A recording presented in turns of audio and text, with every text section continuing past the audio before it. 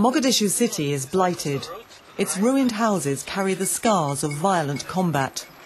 With more than 400,000 people fleeing their homes for the countryside in recent months, the streets of Mogadishu are empty.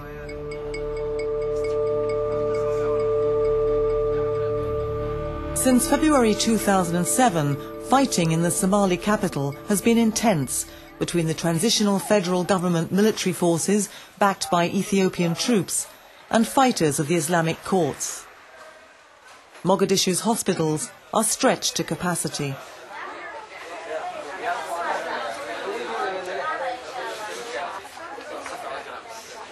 Dahir Gal was shot and injured and his brother killed outside their home, leaving Dahir to care for his brother's children as well as his own family.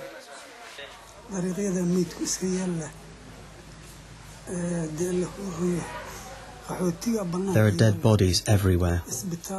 People are fleeing from the city, or they're being treated in hospitals like Medina and Kesani, and other hospitals in town.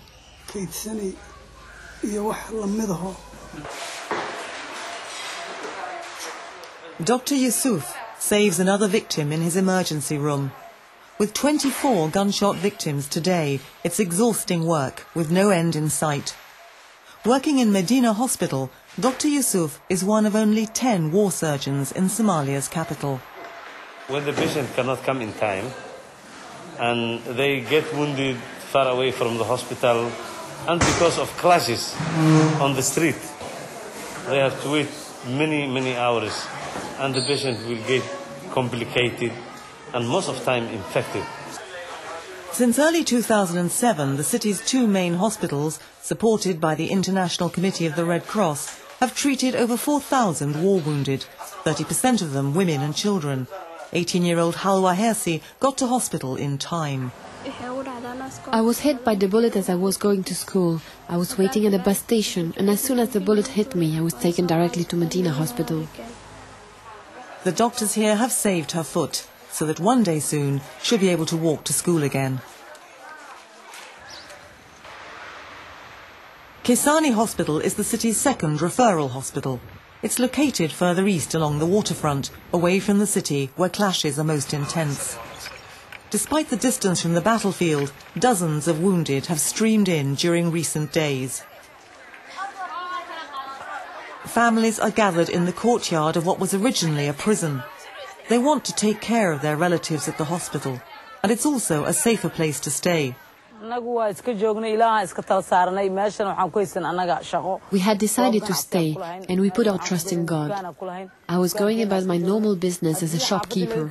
Then when my brother was wounded, we decided to flee the area, as everybody else was fleeing. Layla's brother Mohammed was injured by a shell just the day before as he was crossing the road to escape fighting.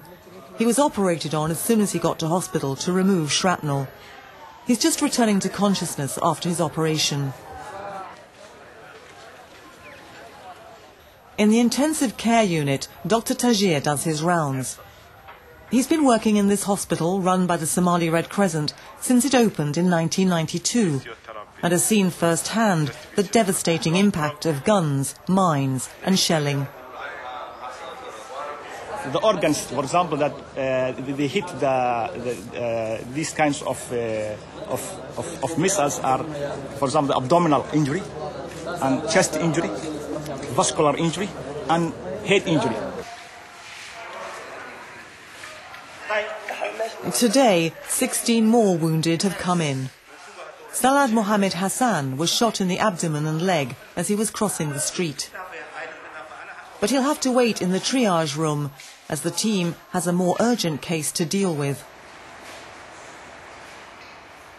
Hari Raya went into labour 24 hours ago, but the maternity hospital was shelled and closed earlier today. The sound of new life is welcome in the midst of war.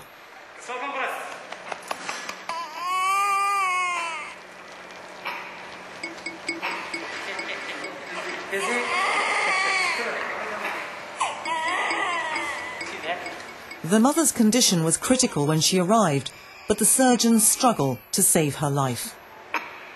She already finished. She's good. the fetus alive, male one, and the condition is very good now. Dr. Abdullahi changes his gown and is back in the operating theatre to deal with a gunshot patient. The bullet went right through Salad's body, causing considerable damage. The surgeon removes dead and contaminated tissue. We open it, and now we are very confident. The condition is very good. The bowel is normal, small intestine is normal, all the peritoneum is intact, so we can sleep now. Meanwhile, in the lab, the assistant surgeon signals a new emergency. We've only got 2 units left. He's bleeding badly. He's losing all his blood. The blood bank is almost empty. 2 units of blood match the patient's blood group, rhesus B positive, but it's not enough. This patient has severe gunshot wounds and is bleeding heavily. Surgeons also suspect malaria, which makes the case even more serious. Despite the surgeon's fight to save his life, this patient doesn't survive his injuries. Excuse me, please. They come here instead of shock, severe shock, and they need blood. And the problem here, we do not have a blood bank just to give them the blood. What we get only is the blood only from their relatives. The fight for life in Mogadishu's war hospitals is relentless. Training new doctors in this specialist vocation is essential for Dr. Tajir, as long as Somalia's chaos continues. I'm really happy to stay here and to help my people, as well as all the staff in the hospital. And that's what we are doing. So, and in the future also, that's what we would like to continue.